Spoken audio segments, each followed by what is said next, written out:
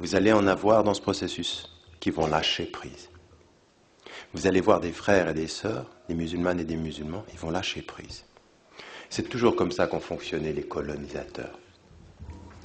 Les colonisateurs ont toujours fonctionné de la même façon. On met une pression et on cherche quels sont les maillons faibles.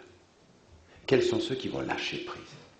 Vous savez, si vous avez une chaîne, vous connaissez ceci en physique simple, la force d'une chaîne, vous avez une chaîne vraiment très très épaisse, c'est vraiment très solide. La force d'une chaîne se mesure à son chaînon le plus faible. C'est-à-dire que vous pouvez avoir tous les chaînons sont forts, mais si vous en avez un qui est faible, c'est là que ça va casser. Donc la force d'une chaîne, c'est son maillon faible. Vous regardez le maillon faible et vous savez que c'est là que ça va lâcher. Quand vous êtes dans un pays, comme ce fut le cas sous la colonisation, et que vous cherchez à savoir comment vous allez prendre le pouvoir, vous cherchez le maillon faible. Et parmi nous, malheureusement, que ce soit certains de nos savants, certains de nos responsables de mosquées, certains de nos intellectuels, eh bien, ils sont aujourd'hui le maillon faible. Ils plient, sous la pression. Alors, il ne s'agit pas pour nous de les montrer du doigt et en dire, non, il s'agit simplement de dire, de prier pour eux, de demander à Allah subhanahu wa ta'ala qu'il leur donne de la force.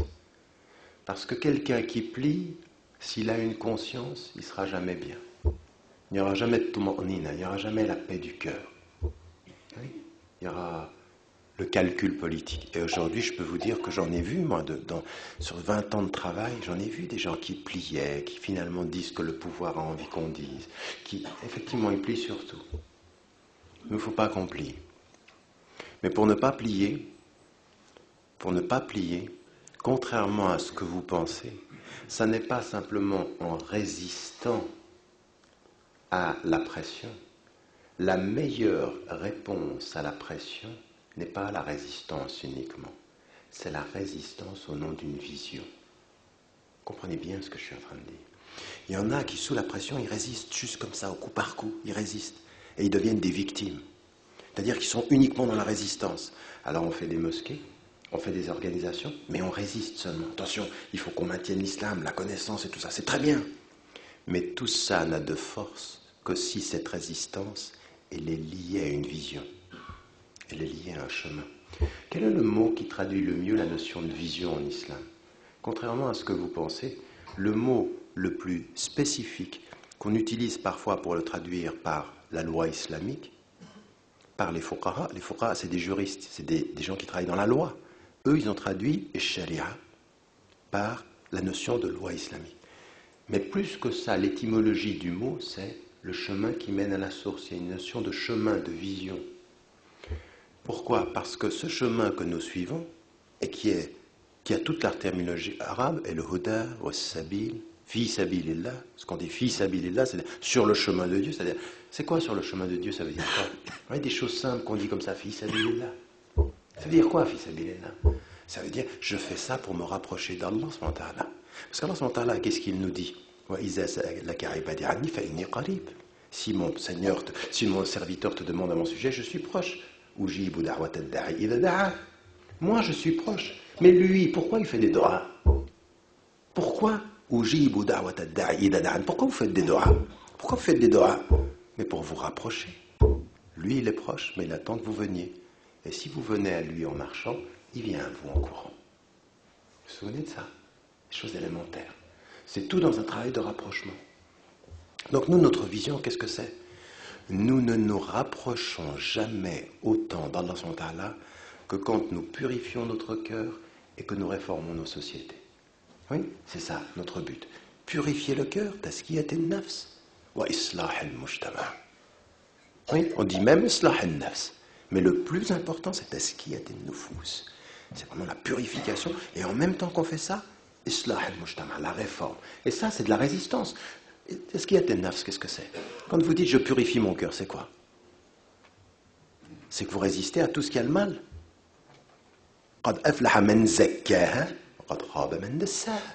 C'est ça qu'on est en train de faire. C'est-à-dire qu'on est en train de lutter contre ce qui peut nous amener vers le mal. C'est-à-dire, Allah subhanahu wa ta'ala, il a fait que nous sommes attirés par ça. Mais d'un autre côté,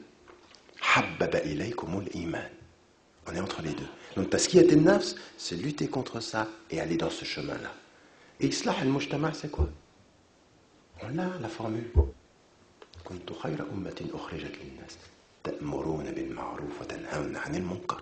Qu'est-ce que c'est? La même chose. Vous résistez au mal et vous encouragez le bien. C'est un vrai travail. Mais comment? En se disant, vous faites ça pourquoi? Pourquoi vous voulez changer la société française pour une meilleure société? Pourquoi vous voulez changer le monde pour un meilleur monde? Pourquoi? Parce que plus on change le monde pour le bien, plus on se rapproche du créateur du bien. C'est pas ça qu'on veut. C'est ce qu'on veut. Pour nous, c'est ça. Nous, notre but, il a une conviction profonde. Et il se trouve que cette conviction-là, elle rejoint les humanismes, elle rejoint les autres religions. On n'a aucun problème avec les autres religions sur ce point-là, on est d'accord. Nous, notre intention, elle est de plaire à Dieu, mais le but sur la terre, il est le même que les autres. On a le même but sur la terre avec une intention différente vis-à-vis du Créateur. C'est le même but, changer le monde pour le meilleur. Et me changer moi-même. Donc ce travail-là que nous avons à faire, c'est un chemin, c'est une vision. Il faut savoir où on va.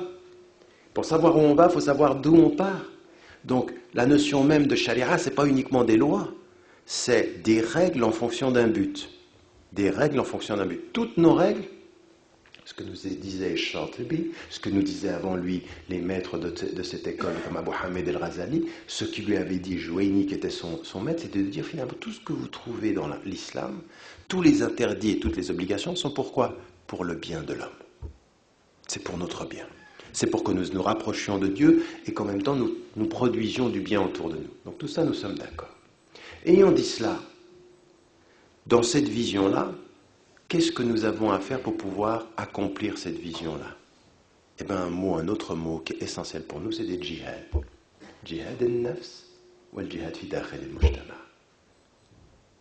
Wa jahadu fi sabilillah bi amwalihim wa anfusihim. Au sens le plus noble du mot djihad, c'est-à-dire la résistance au mal avec la vision du bien. Vous m'avez bien compris, c'est pas simplement je résiste au mal et je promeux le bien, non. Je résiste au mal avec la vision du bien. J'ai une vision. Je sais où je vais. Vous avez bien compris, c'est pas simplement je fais ça ponctuellement, non. Parce qu'il y a des gens, ils résistent au mal, mais le bien qu'ils veulent va produire plus de mal que le mal contre lequel ils ont lutté. Oui? Il y a certaines personnes, c'est un cas très simple, en psychologie élémentaire. Vous allez vers quelqu'un qui se drogue, il dit maintenant t'arrêtes tout de suite. Alors vous l'avez peut-être aidé 2 heures, 3 heures, puis après vous le lâchez.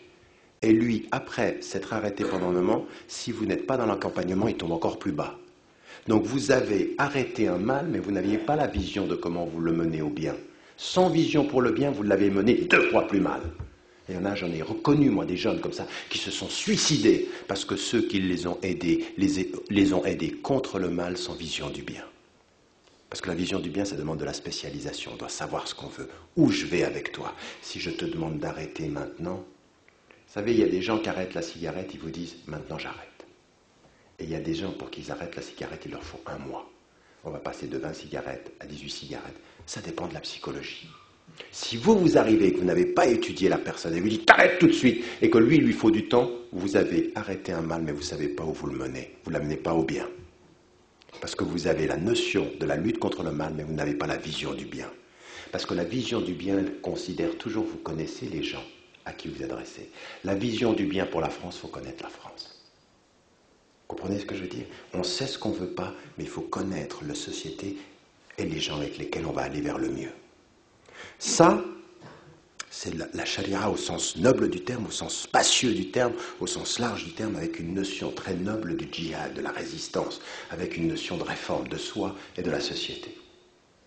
Quand on a dit ça, quand on a compris ceci, quand on comprend, vous êtes en France et il faut que vous sachiez que toute la pression qui est sur vous, il faut que vous l'étudiez un peu à votre niveau, chacun à son niveau, et que vous ayez un sens des priorités et de la vision. Et ne lâchez pas prise. Et faites attention, vous allez en voir, je vous le dis et je vous le répète parce que moi je suis très inquiet. Vous allez voir des gens qui lâchent. Moi j'en ai pas simplement vu des gens qui lâchaient. J'ai vu des gens, quand on m'avait diabolisé, qui me tiraient dans le dos. Des frères et des sœurs qui me tiraient dans le dos. C'est-à-dire qu'à partir d'un certain moment, non seulement ils ne vous lâchent pas, mais ils vous trahissent. Et après, vous vous souvenez, il fut un temps où le prophète, alayhi salatu wassalam, partait avec 1000